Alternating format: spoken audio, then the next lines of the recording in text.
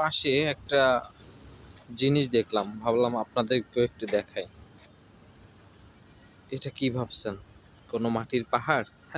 না, এটা কোনো মাটির পাহাড় না। আসুন আপনাদেরকে দেখাই।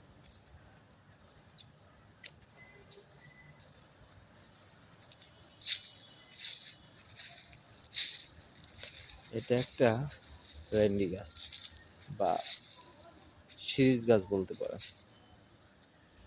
গাছটা একটু দেখুন, আকার আকৃতিটা দেখুন। মেবি পিছনের গাছের শিকড়টা দেখে বোঝা যাচ্ছে গাছটা অনেক আগে থেকেই এখানে পড়ে আছে।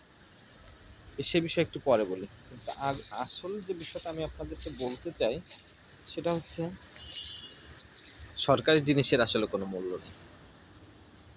দেখেন, এত সুন্দর, এত বড় একটা গাছ এখানে পড়ে আছে, এটা নিয়ে তো দেখি কারো কোনো হেডেক নেই। মানে কতদিন ধরে পড়ে আছে সেই বিষয়টা আপনাদেরকে দেখাই। এটা আসলে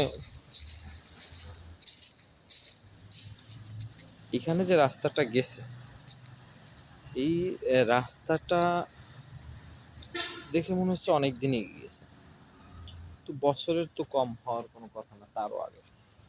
কিন্তু আমার মূল কথা এই যে গাছটা যদি শিকড়টা রিসেন্টলি পড়তো তাহলে এখানে একটা গর্ত টাইপের কিছু থাকতো।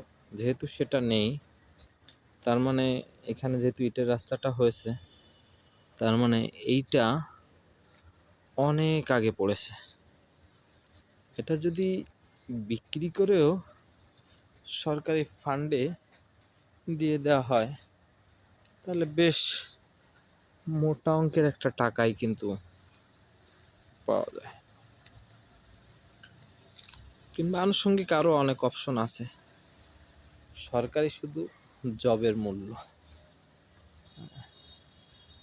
সরকারি শুধু টেন্ডারের মূল্য, কিন্তু সরকারের অনেক অবহেলিত জিনিস আছে যেইগুলো মেরামত করে কিংবা সেইগুলো সংস্করণ করে কিংবা সেইগুলো ব্যবহার করে যে আরও অনেক ভালো কিছু করা যেতে পারে, এটা দেখার মতো কেউ নেই। যাই হোক, আমার আর আপনার সেটা নিয়ে চিন্তা করেও কোনো লাভ নেই।